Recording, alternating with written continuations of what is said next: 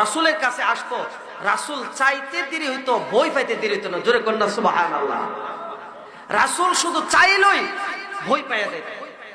একদিন এক ইহুদি আবু জাহেলের কাছে টিয়া পায়। আচ্ছা করে আবু জাহেলের কাছে টিয়া পাইলে নিতারবো, যাইছে উতবার কাছে, সাইবার কাছে। উতবা কো ওই যে মুহাম্মদ আছে না, মুহাম্মদের কাছে যাও, যাইলে মুহাম্মদ টিয়াটা উদ্ধার করে দিতারবো।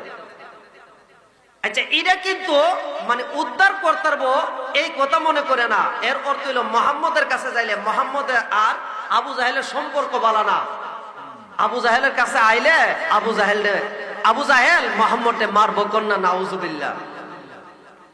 এরা জানে ভালো করে যে মুহাম্মদ কেমনে করবো, উদ্ধার করবো। বিশ্ব নবীর কাছে যায় বলছে, আপনি বলে উদ্ধার করে দিতে পারবেন আমার টাকাটা? আল্লাহ রাসূল হাসি দিয়ে কো, তুমি আমার কাছে আইছো? আইসা চলো। বাড়িতে গেছে, যায় বলতেছে, আবু জাহেল টাকা ঘরে আছেন? বলে কে রে, এত বড় সাহস আমার বাড়িতে আইসা এত উঁচু গলায় আওয়াজ দেস? বাড়িছে, বাইর হওয়ার পরে বলতেছে, আপনি এই মুহূর্তে পাওনাদারের টাকাটা দিয়ে দেন। আবু জাহেল কোনো কথা নাই, উতবা সাইবা দুইটা চোখ দিয়ে তাকাই লইছে, কোনো কথা নাই, সুন্দর করে ঘরে যাইয়া পাওনা টাকা না তারে দিয়া দিছে। আল্লাহ রাসূলকে টাকা পাইছো? বলে পাইছি। যাও।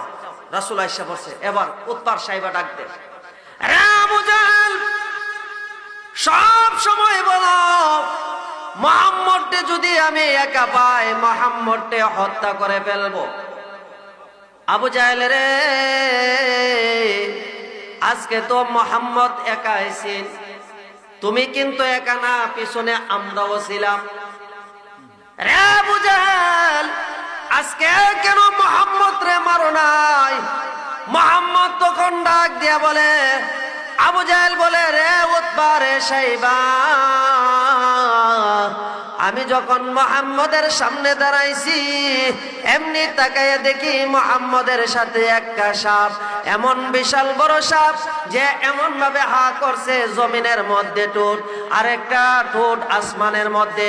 আমাকে ডেকে ডেকে বলতেছে, রে আবু জাহেল, আজকে যদি বিশ্ব নবীর সাথে কোনো বেয়াদবি করস, আমি সাপ কিন্তু তোরে রক্ষা করব না, এই মুহূর্তে আমার পেটের ভিতরে তোরে ঢুকাইয়া দিব। আবু জাহেল কো, আমি কি কম সুরে টিয়া দিছি? তোরা কি মনে করছ আমি কম সুরে দিছি? আমি যা দেখছি তোরা দেখছ না, যদি দেখতে প্রস্তাব পায় না পর্যন্ত